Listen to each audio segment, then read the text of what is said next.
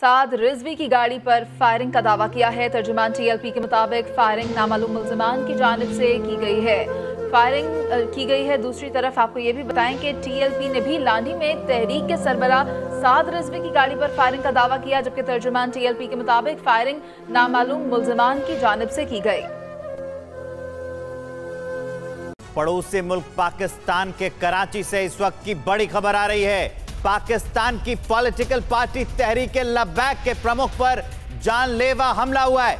मौलाना साद रिजवी की गाड़ी पर फायरिंग हुई। कराची उपचुनाव के दौरान यह हमला किया गया। मौलाना साद रिजवी की गाड़ी पर फायरिंग हुई है। बड़ी खबर हम आपको पाकिस्तान से बता रहे हैं। कराची उपचुनाव के दौरान यह हमला हुआ है। एक बड़ा हमला हुआ है कराची उपचुनाव के दौरान। तस्वीरें आपकी टीवी स्क्रीन पर। पाकिस्तान के कराची से इस वक्त की बड़ी खबर, हमला हुआ है कराची में उपचुनाव के दौरान हुआ है। साद रिजवी पर हमला किया गया। तहरीके लब्बैक के प्रमुख हैं साद रिजवी और उन्हीं पर जानलेवा हमला हुआ है। पाकिस्तान के लोकतंत्र का खस्ता हाल कराची की सड़कों पर बिखरा पड़ा है। देखिए तस्वीरें, तहरीके लब्बैक के प्रमुख पर फायरिंग हुई है उपचुनाव के दौरान।